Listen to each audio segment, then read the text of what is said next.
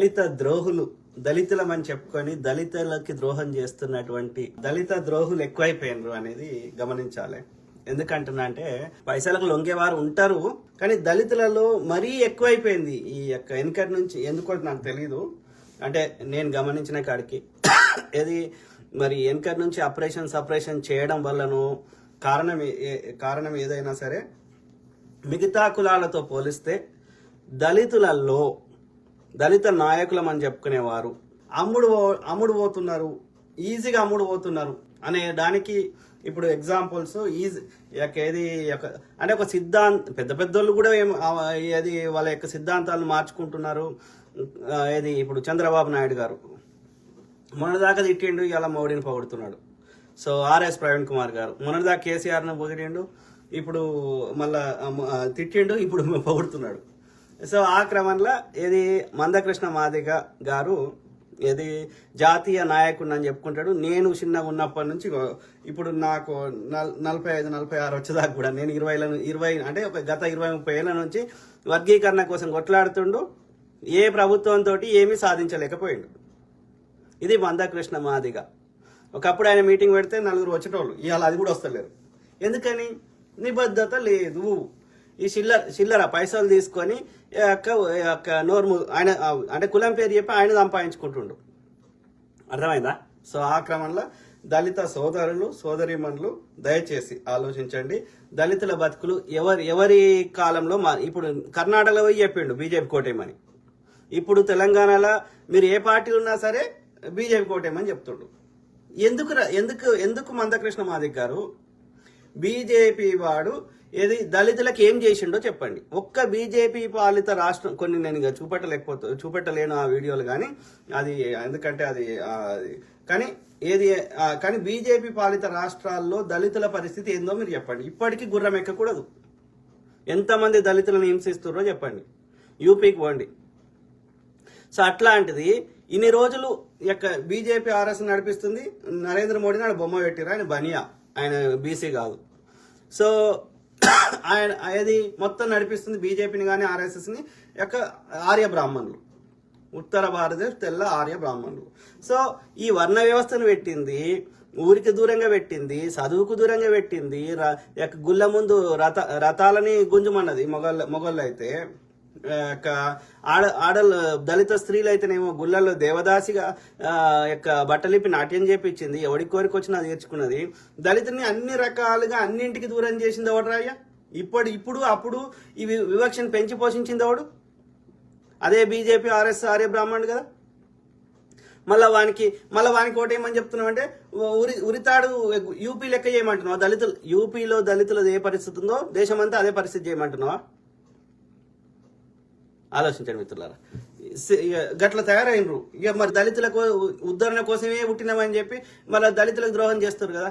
అంబేద్కర్ గారు ఇట్లా చేయలే కదా, బాబు జగజీవన్ రామ్ గారు ఇట్లా చేయలే కదా. సో ఆ క్రమంలో చూద్దాం ఏ పార్టీ ఎవరికి ఏం చేసిందో చూద్దాం.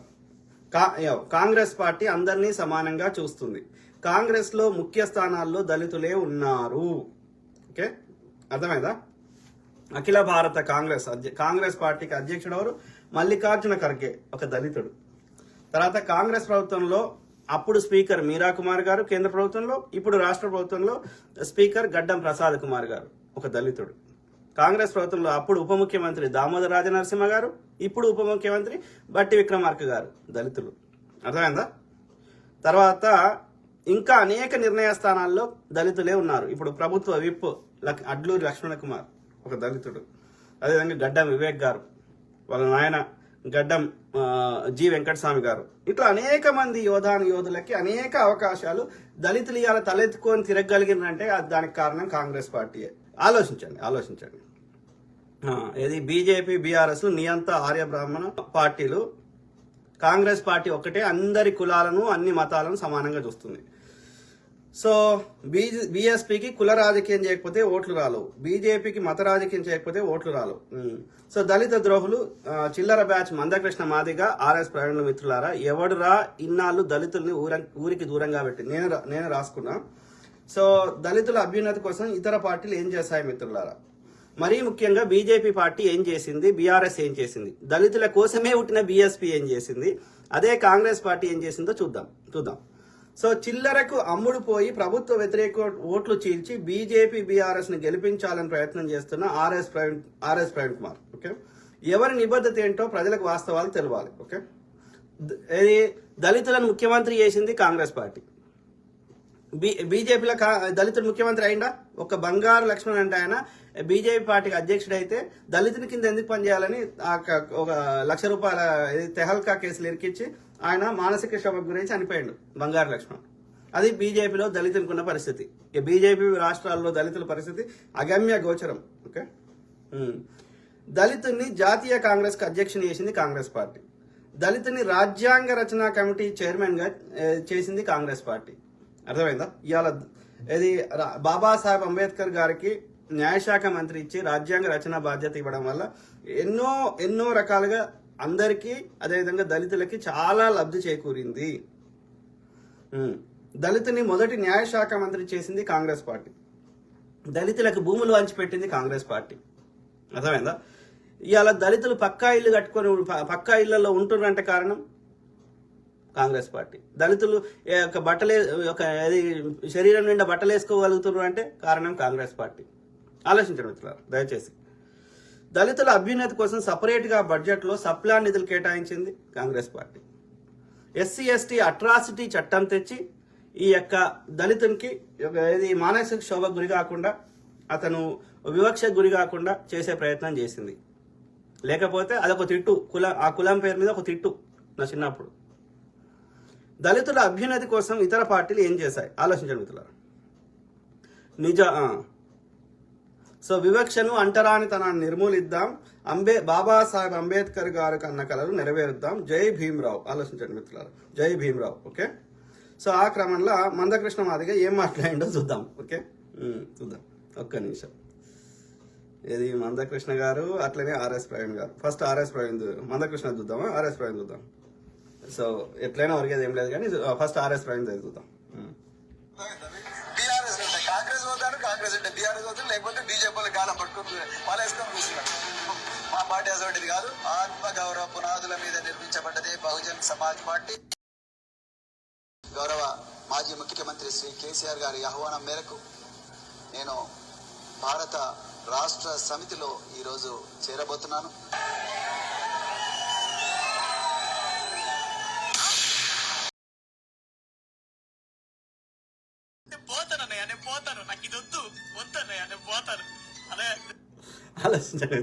ఆలోచించండి. ఓకే, సో ఇప్పుడు ఇన్ని రోజులు మరి ఎందుకు తిట్టినావు ఆర్ఎస్ ప్రవీణ్? ఆలోచించండి. నిబద్ధత లేదు. ఇక మరి వీళ్ళు ఈ దళితులకు ఏం న్యాయం చేస్తారా? వీడిని పైసలు తీసుకొని వీడు బాగుపడాడు తప్ప దళితుల పేరు చెప్పి. అంబేద్కర్ గారు అట్లా చేయలేదు. ఆలోచించండి. కాంగ్రెస్ కాదు, బీఆర్ఎస్ కాదు, ఏ పార్టీ కూడా కాదు, ఓటు పరంగా బీజేపీ చేయాలని కోరుతున్నాను నేను. ఇప్పుడు కాంగ్రెస్ లో ఉన్న వాళ్ళందరినీ రాజీనామా చేసి బీజేపీలో చేరమంటలేను, లేదా బీఆర్ఎస్ లో ఉన్న వాళ్ళందరినీ రాజీనామా చేసి నేను బీజేపీలో చేరమంటలేను. మీరు ఎక్కడున్నారో అక్కడ ఉండండి, కానీ ఓటు మాత్రం బీజేపీ చేయాలని నేను కోరుతున్నాను. అది మీకోసం కాదు, మీ బిడ్డల భవిష్యత్ కోసం అనేసి నేను మర్చిపోతాను సైనంగా కోరుతున్నాను నేను. వాళ్ళని రాజీనామా చేసి వచ్చి బీజేపీకి ఏమంటలేను నేను, కానీ ఎక్కడున్నా జాతి బిడ్డల భవిష్యత్. ఇంటి రామిత్రులారా, ఎట్టి పరిస్థితుల్లో కర్ణాటక రాజ్యంలో ఉండబడే మాదిగలు ఓటేసేటప్పుడు పిల్లల భవిష్యత్తు గురించి ఆలోచించుకోవాలని, షెడ్యూల్ కులాల వర్గీకరణ జరిగితేనే మాదిగ పిల్లలకు చదువుకునే అవకాశాలు వస్తాయని, మాదిగ పిల్లలకు జాబ్స్ ఉద్యోగాలు వస్తాయని, వర్గీకరణ జరగనంత కాలం మాదిగ బిడ్డలకు భవిష్యత్తు ఉండదని గ్రహించి వర్గీకరణ చేసే పార్టీగా బీజేపీని చూడాలని, కాంగ్రెస్ మనల్ని మోసం చేసిందని, మళ్ళా కాంగ్రెస్ అధికారం చూస్తే అది మోసం చేస్తుందని. ఇంటి రామిత్రులారా, సో బీజేపీ పార్టీని వర్గీకరణ చేయంగా ఎవరు ఆపుతున్నారు? 10 ఏళ్ల నుంచి ఎవరు ఆపారు? కాంగ్రెస్ ఆపిందా? ఆలోచించండి కదా. సో వర్గీకరణ ఇప్పుడు బీసీ అనేది మహిళలకు రిజర్వేషన్ అన్నాడు 33%. వచ్చిందా? ఎప్పుడు వస్తుందో అది దానికి, ఎందుకంటే జనాభా లెక్కలకు లింక్ పెట్టిండు. ఆ జనాభా లెక్కలు చేయడు. 2021లో చేయాలి, చేస్తలేడు. సో ఇప్పుడు మహిళలకి 33% ఉందా? లేదు. బీజేపీ చేసేది జుమ్లా. మనకి మండల్ కమిషన్ ద్వారా రిజర్వేషన్ కోసం కొట్లాడుతుంటే అద్వానీ రథయాత్ర స్టార్ట్ చేసినోడు, ఈ యొక్క ప్రభుత్వ రంగ సంస్థలన్నీ ఉంటే అందులో రిజర్వేషన్ అమలవుతుంది అని చెప్పి మొత్తం ప్రభుత్వ రంగ సంస్థలను ఎత్తేసినోడు, 3% ఉన్నటువంటి బ్రాహ్మణులకి 10% రిజర్వేషన్ ఇచ్చినోడు ఈబీసీ కింద, వాడంట వర్గీకరణ చేస్తాడంట. ఎవడాపిండు? 10 ఏళ్ల నుంచి ఎవడాపిండు? కర్ణాటక ఎన్నికలైనప్పటి నుంచి ఇప్పటివరకు ఎవడాపిండు? నువ్వు ఎప్పుడో అప్పుడు నువ్వు వద్దన్నా కానీ సిఏఏ తెచ్చినావు, వద్దన్నా కానీ రైతులకు నల్ల చట్టాలు తెచ్చినావు, ఇన్ని చట్టాలు చేసినావుడివి. ఇది ఇది ఇది వర్గీకరణ ఎప్పుడో చేసేది ఉండే. చెయ్యడ్రా అయ్యా. మోడీకి అనవసరం. ఈడు పైసలు తీసుకొని ఏది మళ్ళీ బీజేపీ వస్తే ఎట్లుంటుంది రా అయ్యా? ఒక్క బీజేపీ పాలిత రాష్ట్రం మంచిగుందా? శూద్రుల బతుకులు బాగున్నాయా బీజేపీ వచ్చినాక? ఆర్యబాపన్ వాడి బీజేపీ వచ్చినాక అంటే నీ స్వార్థం కోసం, నీ ప్యాకేజీ కోసం జాతికి ద్రోహం చేస్తావా మందకృష్ణ? ఆలోచించండి మిత్రులారా. లాస్ట్ చదువుతా మీ కామెంట్స్. బీజేపీకి ఎంఆర్ఎస్ మద్దతు లేదు. కారణం, కేంద్రంలో బీజేపీ వర్గీకరణ చేస్తామని చేయకుండా మోసం చేసింది. ఇక్కడ టీఆర్ఎస్ కు మాదిగ రిజర్వేషన్ పోరాట సమితి మద్దతు ఇచ్చే ప్రసక్తి అసలే రాదు. కారణం, అఖిల పక్షాన్ని ఢిల్లీకి తీసుకెళ్తామన్న మాట మర్చిపోయి తీసుకెళ్తాన్నందుకు మమ్మల్ని నిర్బంధం పెట్టి 2 సార్లు జైలు పాలు చేసిన కేసీఆర్ ను చిత్తచిత్తుగా ఓడించడానికి మాదిగ జాతి సిద్ధంగా ఉన్నది. కేసీఆర్ ప్రభుత్వాన్ని ఓడగొట్టడానికి, కాంగ్రెస్ పార్టీకి ముఖ్యంగా సోనియా గాంధీ గారి కృతజ్ఞత చెప్పడానికి మాదిగ రిజర్వేషన్ పోరాట సమితి పీడిత కులాల పక్షాన మొత్తం గెలిపించి సోనియా గాంధీ గారికి కృతజ్ఞత అందరం చాటామనే విషయం కూడా మర్చిపోతాను విజ్ఞప్తిస్తున్నాను. నేను చాలా మంది అంటున్నారు మీరు కాంగ్రెస్ పార్టీకి ఎందుకు మద్దతిస్తున్నారని. అయ్యా, ఒక విజ్ఞప్తి చేస్తున్నా, బీజేపీ చేయనప్పుడు, టీఆర్ఎస్ పోనప్పుడు పెద్దలు రాహుల్ గాంధీ గారు అందరూ చెప్పాడు నేను తెలంగాణ వరకు ఖచ్చితంగా ఎస్సీ వర్గీకరణ సపోర్ట్ చేస్తామని చెప్పి రాహుల్ గాంధీ గారు ప్రకటించారనేసి కూడా మీ దృష్టికి తీసుకొస్తున్నాను. చంద్రశేఖరరావు చేతిలో దళితులు గిరిజనులు మోసపోయింది కాబట్టి జనాభా దామాషా ప్రకారం ఎస్సీలకు 18%, అదే విధంగా ఎస్టీలకు 12% రిజర్వేషన్లు పెంచే విధంగా ఈ రోజు కాంగ్రెస్ పార్టీ నిర్ణయం తీసుకున్నది. అదే విధంగా ఎన్నో రోజుల నుంచి మా మాదిగ సోదరులు ఏబిసిడి వర్గీకరణ కోసం పోరాటం చేస్తున్నారు. ఏబిసిడి వర్గీకరణ చేసి మా మాదిగ బిడ్డలకు న్యాయం చేసే విధంగా ఈ రోజు కాంగ్రెస్ పార్టీ సభలో నిర్ణయం తీసుకున్నది. వర్గీకరణ చేసేది కాంగ్రెస్ పార్టీ అనే సంపూర్ణ విశ్వాసం ఉన్నది కాబట్టి గెలిపించబోతే మనందరికీ గుర్తు చేస్తూ, కేసీఆర్ దళితుల్ని మోసం చేసిన మోసగాడు, దళితుల్ని వంచిన మోసగాడు, దళితుల్ని అవమానించిన మోసగాడు, దళితుల్ని అనదక్కిన మోసగాడు.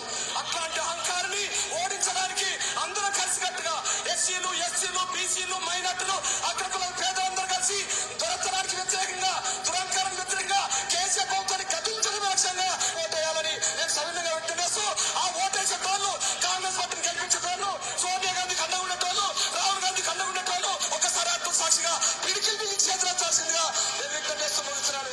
జై జీవన్ జై భీమ్. సో అదే మిత్రులారా, అప్పటికిప్పటికి ఏం మారింది? తప్పకుండా కేంద్రంలో వస్తే కాంగ్రెస్ తప్పకుండా చేస్తుంది. రాష్ట్రంలో కూడా ఇంకేమైనా చేయాల్సిన అవసరం ఉంటే పార్లమెంట్ ఎన్నికలు అయిపోయాక మీకు వర్గీకరణ కానీ ఇంకేమన్నా ఏదున్నా మీ డిమాండ్లు నెరవేర్చడం జరుగుతుంది.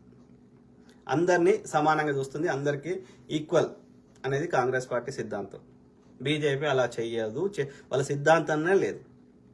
మందకృష్ణ మాదిక్ గారు మరి ఏం ఆపిందిరా? ఇప్పుడు అప్పటికిప్పటికీ కాంగ్రెస్ పార్టీ కేంద్రంలో అధికారం లేదు, రాష్ట్రంలో వచ్చింది చేస్తుంది. సో అది చేసే అవకాశం ఉంటే రాష్ట్ర స్థాయిలో. సో అది కాకుండా బీజేపీ వాడు చేయంగా ఓడాపుతాడు. ఎన్నో చేసినోడు దీన్ని చేయంగా ఓడాపిండు. కాంగ్రెస్ బీజేపీ వర్గీకరణ చేస్తా అంటే ఆపిందా? చెయ్యడ్రా అయ్యా, బీజేపీ వాడు చేయడు. అర్థమైందా? మందకృష్ణ కర్ణాటక ప్రజలు ఎట్లయితే మందకృష్ణ మాదిగా చెప్తే వినలేదో, తెలంగాణ ప్రజలు సచ్చినా వినరు. గతంలో వినలేదు, ఇప్పుడు కూడా వినరు. చూద్దాం.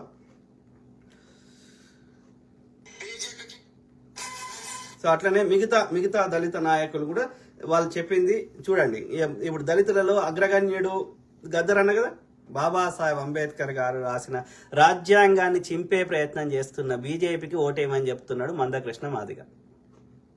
ఇక మీరు చెప్పండి. ఇక ఇంతకంటే దౌర్భాగ్యం ఇంకేమైనా ఉంటుందా? ఆలోచించండి. అర్థమైందా? ఇదే బాబాసాహెబ్ అంబేద్కర్ గారిని అనునిత్యం దూషిస్తున్నాడు, రాజ్యాంగమే రాయలేదని అనునిత్యం దూషిస్తున్నాడు అమారా ప్రసాద్ కానీ బీజేపీ వాళ్ళు. అట్లాంటి బీజేపీ కోటేమని చెప్తుండు మందకృష్ణ మాదిగ. మీరు చెప్పండి దయచేసి. ఓకే, ఆలోచించండి.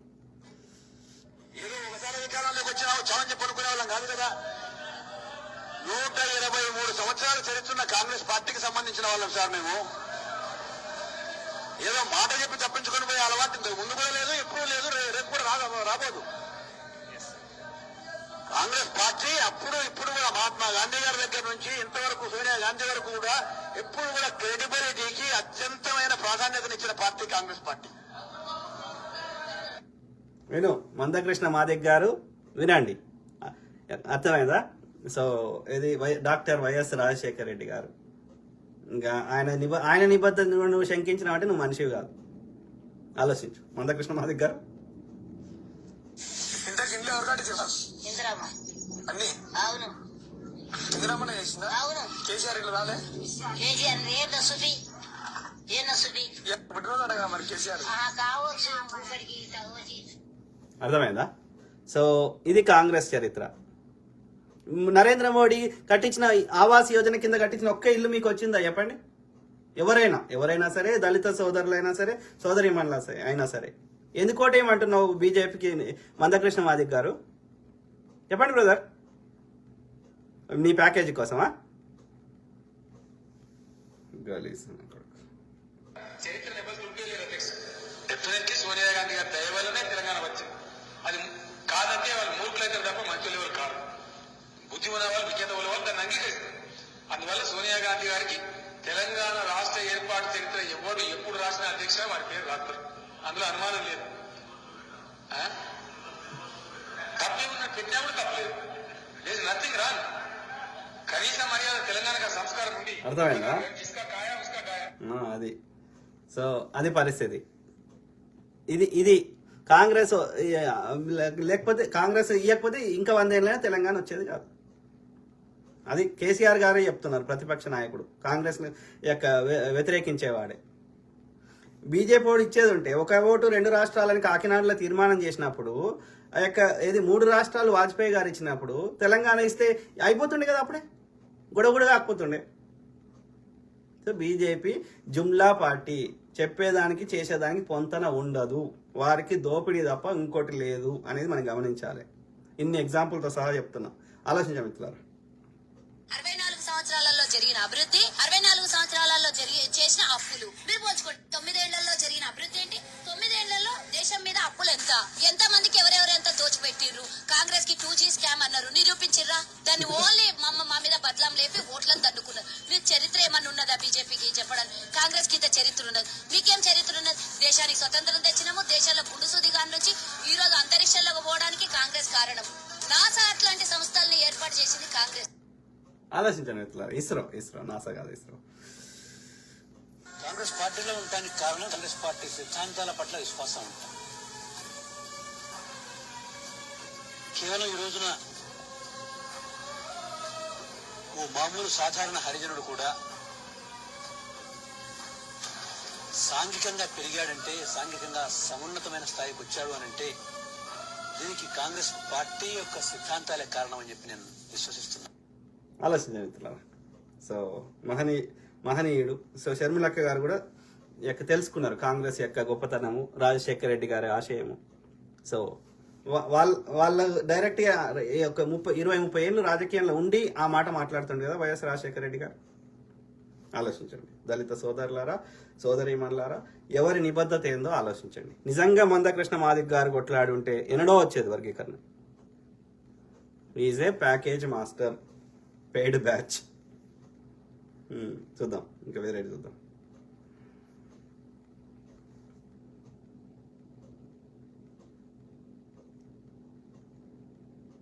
కాంగ్రెస్ పార్టీ శ్రీహరి గారు మాట్లాడుతూ కాంగ్రెస్ పార్టీ దళితులకు ఏం చేసింది అని అడుగుతున్నారు అధ్యక్ష. శ్రీహరి గారు, మందకృష్ణ మాదిగ గారు వినండి. రోజు ఇక్కడ కూర్చున్నారంటే కేవలం కాంగ్రెస్ పార్టీ తప్ప మరొక్కరి కారణం కాదండి.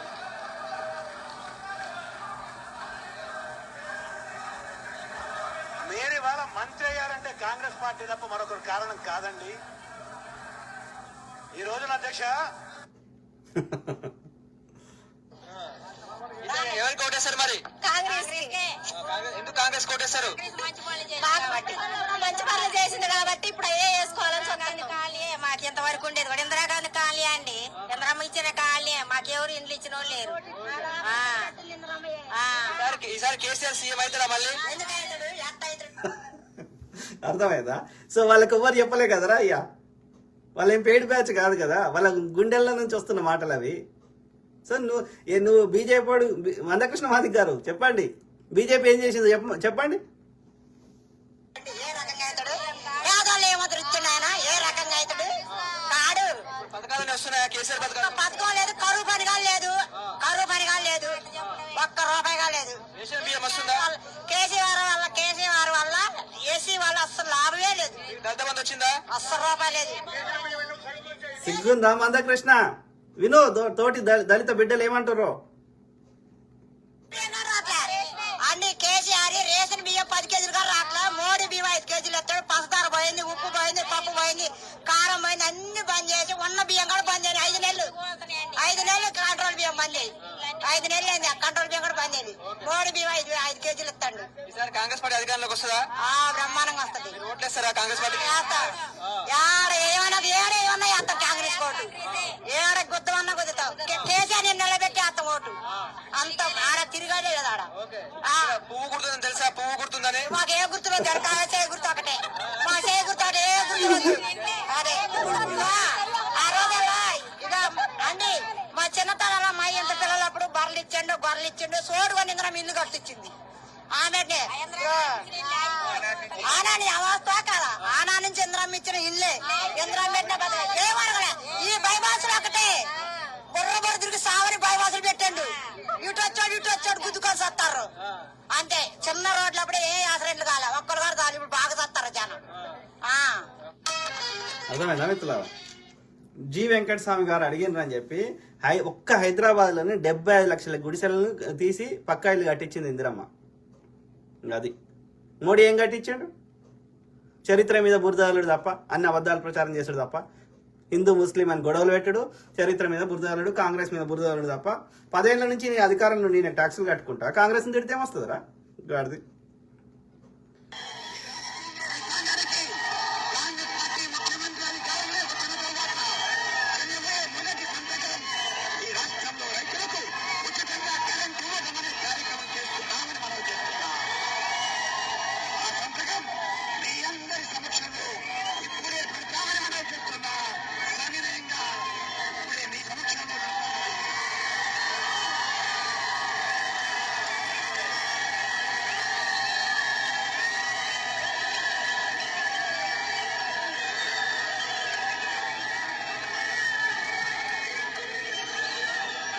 సో అది కాంగ్రెస్ నిబద్ధత మిత్రులారా, అర్థమైందా?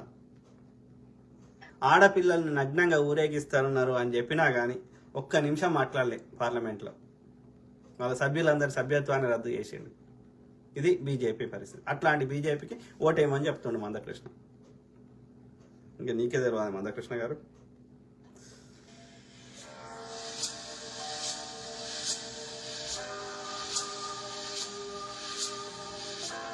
సో ఎన్ని ప్రాజెక్టులు కాంగ్రెస్ కట్టినాయి? కల్వకుర్తి, భీమా, నెట్టెంపాడు, నాగార్జున సాగర్, శ్రీశైలం, కడెం రావినారాయణ రెడ్డి ప్రాజెక్టు, మానేరు ప్రాజెక్టులు, ఎల్లంపల్లి ప్రాజెక్టు, శ్రీరామ్ సాగర్ ప్రాజెక్టు, దేశం లెవెల్లో అయితే హీరాకుడు, భాక్రానంగల్, దామోదర్ వ్యాలీ, ఇంకా అనేక ప్రాజెక్టులు ఉన్నాయి. నీటిపారుదల, మోడీ కట్టిన ఒక్క నీటిపారుదల ప్రాజెక్ట్ పేరు చెప్పండి. అట్లాంటి మోడీ కోటి ఏమని చెప్తుండు మందకృష్ణ. బతుకు. ఉచిత current doctor YS Rajasekhara Reddy గారి ప్రారంభించిన అధ్యక్ష. మేము చేసామని మీకు చెప్పం, ఎందుకంటే డబ్బా ఒప్పుకోం. వాస్తవానికి ఉచిత కరెంటు వ్యవసాయానికి ప్రారంభించింది వైఎస్ రాజశేఖర రెడ్డి గారు.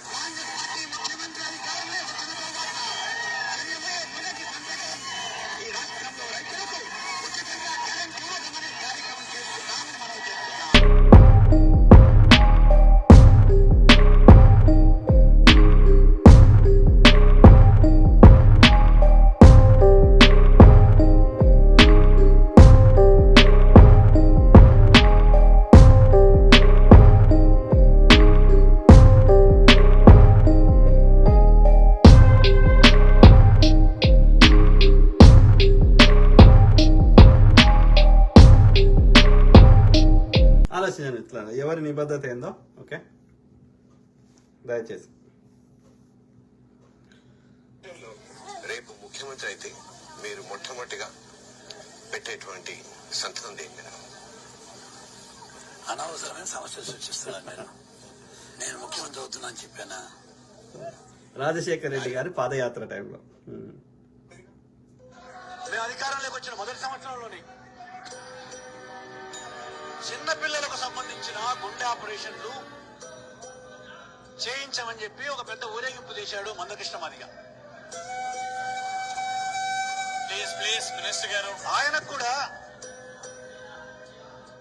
12 సంవత్సరాల వయసున్న పిల్లలందరికీ చేయించాలని చెప్పి ఊరేగింపు తీశాడు.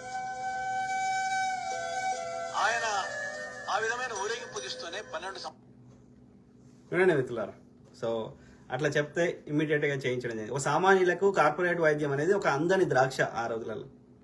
సో ఆ కళను సాకారం చేసింది కాంగ్రెస్ పార్టీ. మరి ఇవన్నీ మందకృష్ణ మాదిగ గారు ఎట్లా మర్చిపోయినరో, ఎందుకు బీజేపీ కోటేయమంటారో ఆలోచించండి.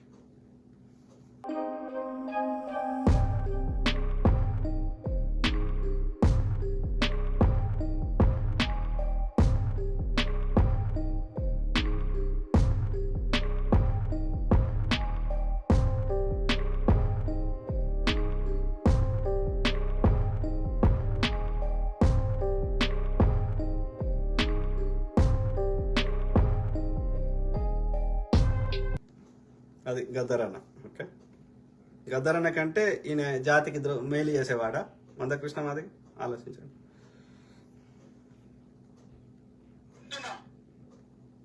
వయసులో మీకు సత్యమే చెప్తున్నా, సత్యం ముందు సత్యమే చెప్తున్నా. మీరు మా కేసీఆర్ ప్రభుత్వాన్ని దించేస్తామని చేతులు ఎత్తి పడుతుంది. That is only the song. దించేస్తాం దించేస్తాం దించేస్తాం దించేస్తాం దించేస్తాం దించేస్తాం దించేస్తాం దించేస్తాం. అర్థమైందా మిత్రులారా? ఒకవేళ నేను నిజంగానే రాజకీయం చేయదలుచుకుని ఉంటే నేను ఇప్పుడు చెప్తున్నా, అంగి లాగుతో కూడా కేసీఆర్ వాపసు పోకపోతుండే గద్దరన్న ఇక్కడ నుంచి. ఎల్బీ స్టేడియంలో డ్రాయర్ కూడా ఉండకపోతుండే కేటీఆర్ కు నేను అనుకుని ఉంటే. కానీ విఘ్నత ప్రదర్శించిన, కోటి తప్పులు చేసిన, శిశుపాలు లాగా 100 నేరాలు చేసిన గద్దరన్న కాళ్ళకు దండం పెట్టుకుంటే కనీసం ఈ దుర్మార్గుల పాపాలు కొన్నేళ్ళ కడుక్కోవడానికి అవకాశం ఇద్దాం. గద్దరన్న కాళ్ళకు దండం పెట్టడానికి వచ్చినప్పుడు మనం వద్దనొద్దు అని ఊరుకోబట్టి కేసీఆర్ కు బట్టలు మిగిలినాయి, కేటీఆర్ కు డ్రాయర్ మిగిలింది. నేను ఒకవేళ అక్కడ నిలబడి ఎత్తొస్తావురా అంటే తండ్రి కొడుకులకు గుడ్డలు కూడా ఉండకపోతుంది. తెలంగాణ సమాజం అంతా చిర్రెత్తుకొని ఉండే అక్కడ. కానీ మనం విఘ్నత ప్రదర్శించాల్సిన సందర్భం. గద్దరన్న మరణం ఇంకొక దానికి దారి తీయొద్దు అని మేము మాట్లాడుకున్నాం. కుటుంబ సభ్యుల నుంచి మేధావుల వరకు కొంతమంది కొట్లాడిందంటే పాలకులకు వ్యతిరేకంగా. పాలకులు ఇచ్చే అధికారిక లాంఛనాలు మనకెందుకని చర్చ జరిగినప్పుడు కూడా సూర్యం ఒక మాట అన్నాడు, అన్నా ఎవరన్నా ఉండని, ఎట్లనన్నా ఉండని, ఏ జెండా ఉండని, ఏ మనిషి ఉండని, గద్దరన్నం చూడడానికి వచ్చినప్పుడు మనము విఘ్నత ప్రదర్శించాలని గద్దరన్న కొడుకు గొప్ప మాట చెప్పింది. అందుకే ఎర్ర జెండా, పచ్చ జెండా, నీలి జెండా, గులాబీ జెండా, ఏ జెండోడు వచ్చినా గద్దరన్న కాళ్ళకి దండం పెట్టుకుంటే కనీసం వాడికి జ్ఞానోదయం అవుతుందని చెప్పి ఎవరికి చిన్న ఇబ్బంది జరగకుండా వీలైనంత మేరకు అందరినీ గద్దరన్నను సందర్శించుకునే ఏర్పాటు మేము చేసినాం. ఎల్బీ స్టేడియం గేట్ ఎట్లా తెరుచుకున్నాయి, ఎట్లా తెరిపించాల్సి వచ్చింది, ఎల్బీ స్టేడియంలో కూర్చొని ఎట్లా ఏర్పాట్లు చేయాల్సి వచ్చిందో ఈ పార్టీ ఎమ్మెల్యేలని, ప్రభుత్వాన్ని మళ్ళీ అధికారం ఇచ్చారు కేసీఆర్. నీ ఇష్టంతో చేయలే, నీ తప్పని పరిస్థితుల్లో నువ్వు చేసినావు. గద్దరన్న గౌరవార్థం గద్దరన్న బిడ్డకి టికెట్ ఇచ్చారు. ఆలోచించండి. హాస్పిటల్ ఈ ఇన్సిడెంట్ జరిగినప్పటి నుంచి రేవంత్ అన్న ప్రతిదీ కోఆర్డినేట్ చేశారు. అండ్ ఎక్కడ కూడా మీరు చూడండి, రేవంత్ అన్న కాంగ్రెస్ పార్టీ కదా అని చెప్పి కాంగ్రెస్ జెండా తీసుకురాను రేవంత్ అన్ననే కోఆర్డినేట్ చేశాడు మొత్తం. గద్దర్ గారు చనిపోయినప్పటి నుంచి కూడా ఎల్బీ స్టేడియంకి వెళ్ళడం కానీ ప్రతిదీ నేను ఒకటే చెప్పిన, ఎల్బీ స్టేడియం ఆర్ ఇల్లు అనే దానికి ఇద్దరం. ఇప్పుడు ఆ ఇన్సిడెంట్ జరిగింది, నేను అసలు షాక్ లో ఉన్నా. మనం నెక్స్ట్ ప్రోగ్రామ్ పోవాలిగా, నేను అక్కడనే ఉంటే సరిపోతుంది కదా సార్. సో నెక్స్ట్ ప్రోగ్రామ్ పోవాలి. ఎట్లా చేద్దాం సూర్యం మరి అంటే నేను అన్నా నిజాం కాలేజ్ కానీ ఎల్బీ స్టేడియం కానీ మాట్లాడదాం అన్నా, లేదంటే కార్యక్రమం యాక్టివ్ ఉంది అంటే అది కావాలి సూర్యం, అవి డిఫెన్స్ పోయి అక్కడికి వెళ్ళి రావాలి. ఇది నిజాం కాలేజ్ ఇది కూడా ఓకే అయితే నేను అన్నా ఎల్బీ స్టేడియం బెటర్ ఉంటుందేమో అని అన్నా. అయితే సరే అని చెప్పేసి ఇమీడియట్ గా మాట్లాడిండు. మేము ఇంటికే పోతున్నాం, యాక్చువల్గా ఇంటికే రావాలి. కానీ మధ్యలో ఇంకో మిత్రుడు ఏం చెప్పిందంటే ఇక్కడ అప్పటికే 5,000 మంది ప్రజలు వచ్చేసారు. సో ఇక్కడ కష్టం అవుతుంది అంటే అప్పటికప్పుడు డైవర్ట్ చేసుకున్నాను నేను ఫ్యాక్టరీ నుంచి డైవర్ట్ చేసుకుని ఎల్బీ స్టేడియం పోయి. సో అన్న మేము ఇటే వస్తున్నాం అంటే అవునా సూర్యం నో ప్రాబ్లం అనగానే అక్కడ వినిపిస్తుంది నాకు. ఫోన్ చేసి మాట్లాడే అన్న మరి ఇప్పుడైతే అలా ఎట్లా పర్మిషన్ అంటే నేను ఉన్నా కదా తాళాలు ఇవ్వకొట్టి లోపలికి పోతాం. ఎవడు అడుగుతాడు మనల్ని ఎవరది అన్న ఇట్లే అన్నాడు. మొత్తం అంటే నన్ను ఎక్కడ లో చేయలేదు, గట్టి నిలబడ్డాడు. ప్రతి ఒక్కరిని లైన్ లో వెళ్ళిపోయాడు. కమిషనర్, డీజీపీ, హోమ్ మినిస్టర్ మొత్తం ప్రభుత్వానికి ఎదిరించేసింటారు. రేవంత్ రెడ్డి గారు కొండంత ధైర్యాన్ని ఇచ్చారు. డెఫినెట్లీ అది 100%. ప్రతిదీ రేవంత్ అన్న ఆ టైంలో మీకు ఎంత హిమ్మత్ అనిపిస్తుంది సార్ అలా చెప్పేవారికి? అవన్నీ కూడా ఫోన్లో జల్దీ ఓపెన్ చేస్తా అదే చెప్పేవారికి. ఇక అన్న ఉన్నాడు కదా నాకు ఎందుకు నేను ఆలోచన చేయాల్సిన పని లేదు. ఇప్పుడు ఏదో చిన్న ఇన్సిడెంట్ అయింది, ఏదో ఒకరు పోతుడు, ఏదో పడ్డాడు అనుకో, డాక్టర్ దగ్గర పోయినప్పుడు అరే ఏం లేదబ్బా నేను చూసుకుంటా నువ్వు మర్చిపో అంటే నువ్వు పెయిన్ మర్చిపోతావు. అవునా? అట్లనే రేవంత్ అన్న నాకు ఇచ్చిన ధైర్యం అంటే ఆయన నిలబడ్డాడు కదా. ఒకటేనాడు నేను లేనా సూర్యం అన్నాడు. సో రేవంత్ అన్న ఈ రోజు ఇట్లా కూర్చొని మాట్లాడగలుగుతున్నాం అంతా కూడా అన్న ఉన్నాడు కాబట్టి. అర్థమైందా మిత్రులారా? ఎవరు జెన్యూను, ఎవరి నిబద్ధత ఏంది, ఎందుకు మందకృష్ణ గారు బీజేపీ ఓటు ఏమంటారు అనేది ఉరితాడు తెచ్చి దళితులకి యొక్క యూపీ లెక్క చేస్తాడా దళితుల బతుకులు అనేది ఆలోచించమని ఇది అన్ని చూపెట్టే ఉద్దేశం. ఓకే, ఏదైతే వైఎస్ రాజశేఖర రెడ్డి గారు అధ్యక్ష మంచి పని చేసిన మంచి అధ్యక్ష 108 అంబులెన్స్ ఏదైతే పెట్టినారో అద్భుతంగా పనిచేసిన అధ్యక్ష. వైఎస్ రాజశేఖర రెడ్డి గారు ముఖ్యమంత్రి తెచ్చిన పథకం ఆరోగ్యశ్రీ పథకం. It's a very good scheme, definitely very good scheme. Rajasekhara Reddy గారు pro farmer, pro poor, pro rural ఆ ఇమేజ్ బాగా ఉండేది. హోమ్ మినిస్టర్ రావడానికి అన్న ప్రపోజల్ తోనే సోనియా గాంధీ గారు యాక్సెప్ట్ చేసి ఉంటారు. కాబట్టి 100% ప్రతి స్టెప్ లో ఈరోజు చేవెళ్ళంటే సవితమ్మ అనేటట్టు పేరు వచ్చిందంటే అది ఖచ్చితంగా Rajasekhara Reddy. Favourite politician from Congress Rajasekhara Reddy.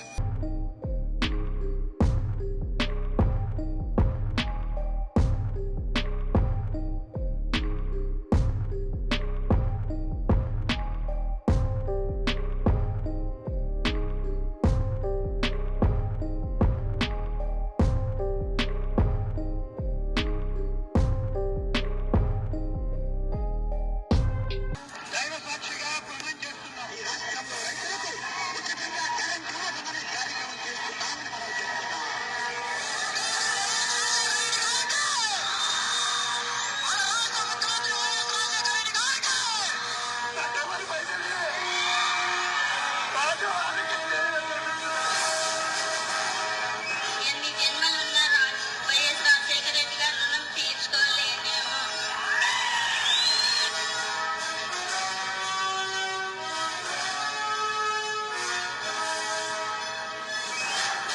ఏడు గంటల కరెంటును 9 గంటలుగా చేసే ఏర్పాటు చేస్తామనే విషయాన్ని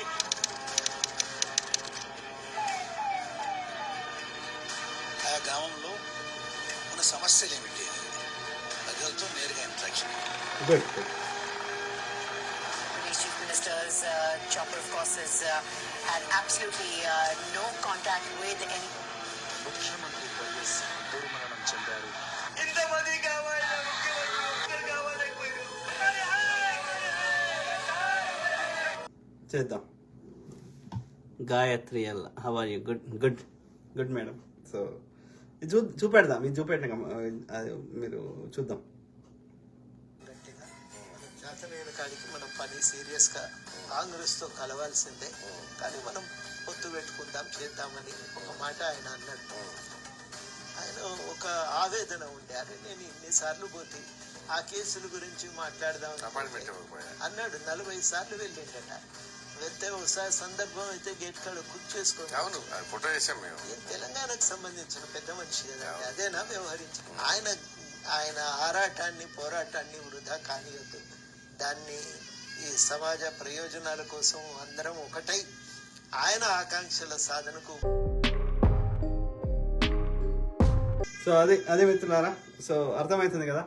సో కాంగ్రెస్ యొక్క గొప్పతనం ఏంది, అదే బీజేపీ గొప్పతనం ఏంది అనేది.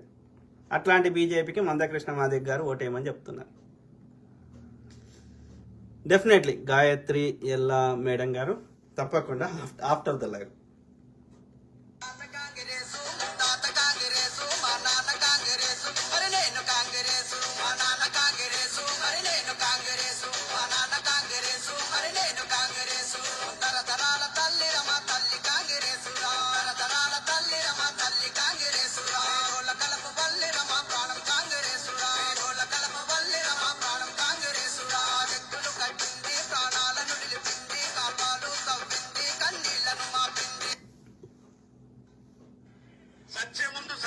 ఆల్రెడీ చూసినట్టు. Definite. I think the ayes have it. The bill is passed. Telangana आपने अपने सपनों को पूरा करने के लिए 7 साल लंबा इंतजार किया.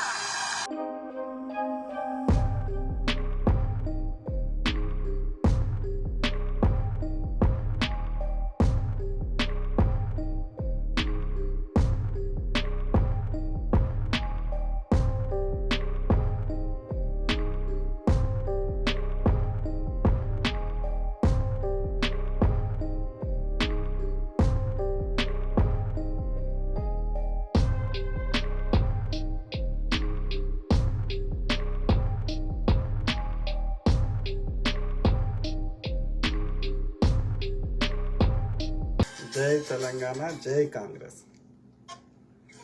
ఇందిరాగాంధీ గవర్నమెంట్ చేసింది. ఇందిరాగాంధీ ఉన్నప్పుడే ఇల్లు ఇచ్చింది, నాకు భూమి ఇచ్చింది, రైతు పేదలకు ఇల్లు కట్టించింది, 700 రూపాయలు ఇచ్చింది. అప్పుడు కేసీఆర్ చాలా చేసినట్టు కేసీఆర్ ఏం చేయలేదు. ఎవరు అన్నాడు? అదే దాని గొప్ప. ఇక అంత నిజాయితీ అంత పేదోళ్ళు వాళ్ళు అంత నిజాయితీగా చెప్తున్నారంటే అర్థం చేసుకునే వాళ్ళు చేసుకుంటారని ఆశిస్తూ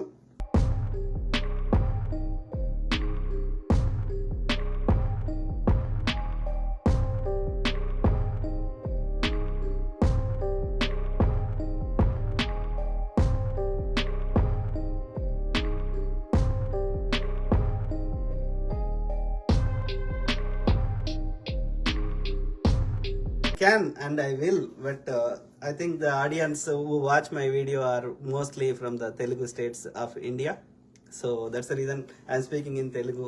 Gayatri garu.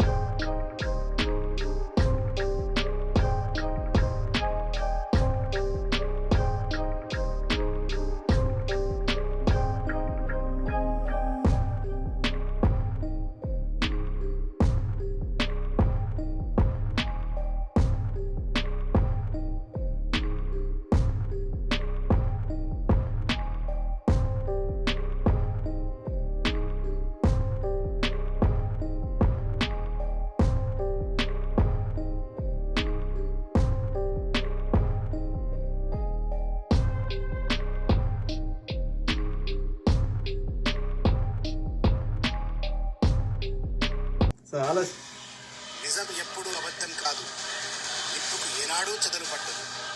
జై తెలంగాణ. ఆలోచించండి.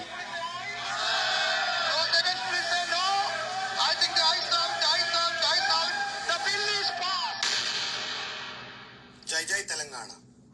సో ఆలోచించండి మిత్రులారా. ఇంతకుముందే సార్ నేను నా చాంబర్లో కూర్చొని వింటున్నా. కాంగ్రెస్ ఏం చేసిందో నేను చెప్తా. నాగార్జున సాగర్ మేం కట్టాం, శ్రీశైలం మేం కట్టాం, కల్వకుర్తి, భీమా, నెట్టంపాడు, కోయిల్ సాగర్, హంద్రి, నీవా, శ్రీరామ్ సాగర్, ప్రాణహిత చేవెళ్ళ, పాలమూరు, రంగారెడ్డి, దేవాదుల ఆయల్ల మేం కట్టాం. ప్రతి ఎకరాకు నీళ్లు వస్తున్నాయంటే, ప్రతి ఊర్లో కరెంట్ ఉందంటే, ప్రతి ఊరుకు రోడ్డు ఉందంటే, ప్రతి ఊర్లో నీళ్ల ట్యాంక్ ఉందంటే, ప్రతి ఊర్లో బడి ఉందంటే మేం కట్టింది. శిల్పారామం మేం కట్టినాం, మెట్రో రైల్ మేం తెచ్చినాం, బస్సు డిపోలు పెట్టి బస్సులేసి ప్రజా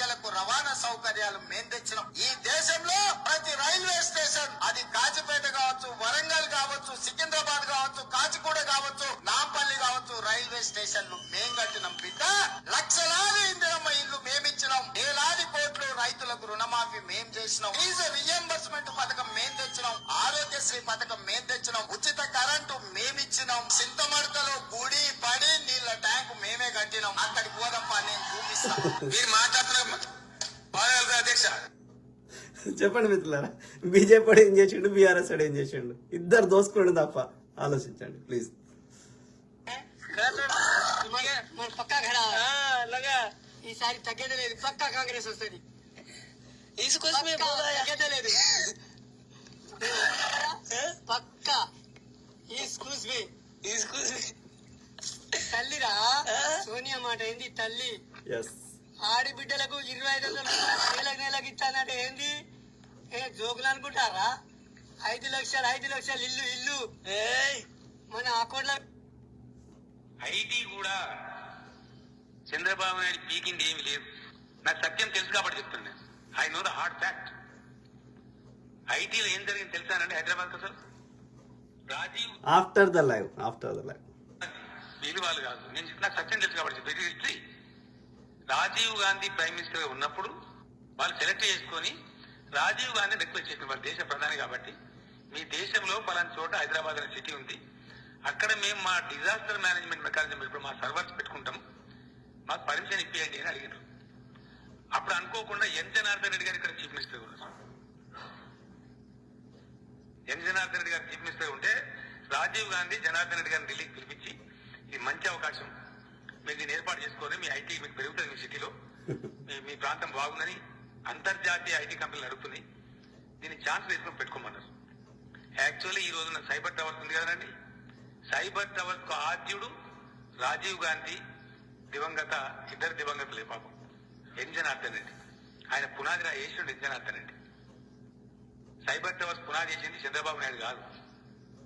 సైబర్ టవర్స్ పునాది చేసింది ఎవరండి? ఎన్ జనార్దన్ రెడ్డి, మాజీ ముఖ్యమంత్రి, వర్గీయ ముఖ్యమంత్రి. ఇది ఫ్యాక్ట్. అర్థమైందా మిత్రులారా? ఎవరు ఏం చేసిండ్రు అనేది వాస్తవాలు బయటపడుతున్నాయి కదా. పంచవర్ష ప్రణాళికలు, వ్యవసాయ విధానాలు, బ్యాంకుల జాతీయీకరణ, ఈ కట్టిన నాగార్జున సాగరు, శ్రీశైలము, జూరాల, ఎస్ఆర్ఎస్పి, ఇవన్నీ మీ తాత కట్టినాడు, కాంగ్రెస్ కట్టకపోతే. ఇందిరమ్మ ఇల్లు ఏ ఊరికన్నా వయసుడు ఉంటాయి, నీ ఇల్లు ఏ ఊళ్ళు ఉంటే చూపెట్టు. ఇది సర్వనాశనమా? 60 ఏళ్ళ దోపిడిని 6 ఏళ్ళలో చేస్తారు కదా దొంగ నా కొడుకులారా మీరు. అర్థమైందా మిత్రులారా? బీజేపీ వాడు కట్టింది ఒక్క ఇల్లు చూపెట్టండి ఏ ఊర్లో కానీ.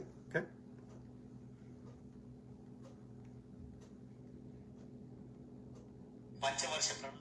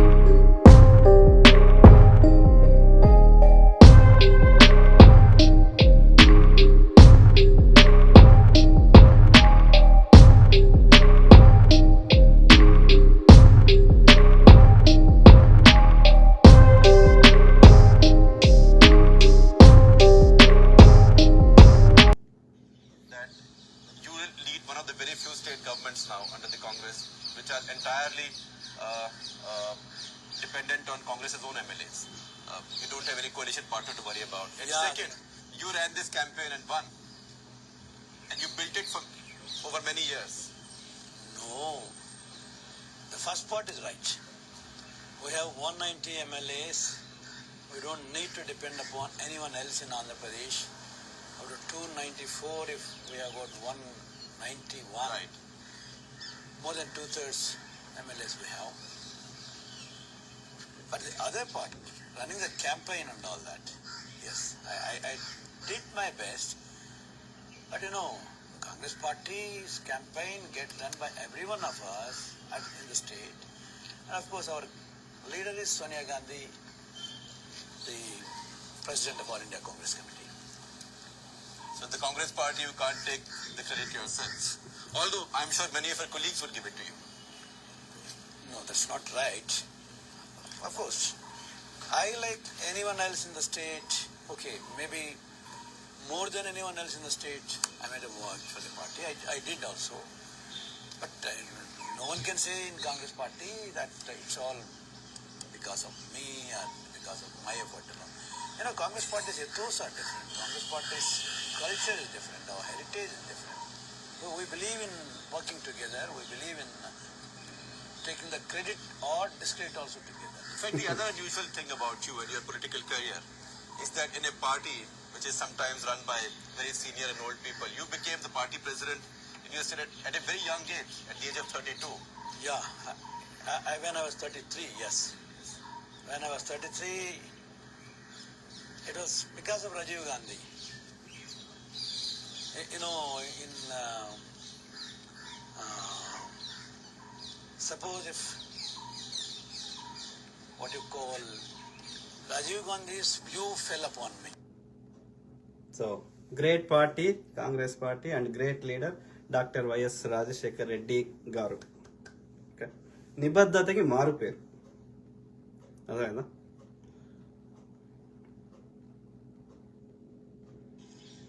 సో అదే మిత్రులారా, సో ఐ థింక్ సో అట్లనే డాక్టర్ బాబాసాహెబ్ అంబేద్కర్ గారిని సో అన్ని ఉన్నత స్థానాల్లో ఇవ్వడం వల్ల ఇవాళ ఆయన రాజ్యాంగంలో ఆయన సొంత ఆలోచనలు కూడా కొన్ని పొందుపరచడం వల్ల ఇవాళ ఎంతో మంది దళితుల బతుకులు బాగుపడ్డాయి. అట్లనే మిగతా కమ్యూనిటీస్ కూడా బాగుపడ్డాయి.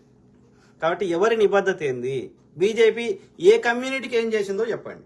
బీజేపీ వల్ల మీకు డే టు డే మీ లైఫ్లో మార్పు వచ్చిందో ఒక్కటి చెప్పండి. అట్లాంటి బీజేపీకి, దోపిడీ చేసిన బీజేపీకి, వివక్షను పెంచి పోషించిన బీజేపీకి ఓటేయమని మందకృష్ణ మాదిగ ఎట్లా చెప్తాడు? 10 ఏళ్ల నుంచి వర్గీకరణ చేయంగా మోడీని ఎవరు ఆపేనరు? Same thing with RS Praveen గారు. కులం పేరు చెప్పి దోసుకుంటున్న దొంగల్ని తన్ని ధర్మేద్దామా లేదా? ఏ పార్టీ యొక్క నిబద్ధత ఏంది? ఏ పార్టీ దళితులకు మంచిగా చేసిందో, అన్ని సామాజిక వర్గాలకు మంచిగా చేసిందో, అందరినీ, అన్ని కులాల వారిని, అన్ని మతాల వారిని సమానంగా చూసిందో దయచేసి ఆలోచించమని నా విజ్ఞత. సో అది మిత్రులారా, ఐ కీప్ టాకింగ్, మాట్లాడుతూనే ఉంటా. ప్రతి అంశం మీద అవగాహన చేయడానికి నా వంతు నేను కృషి చేస్తా. Okay, God bless all, take care, bye, have good night, bye.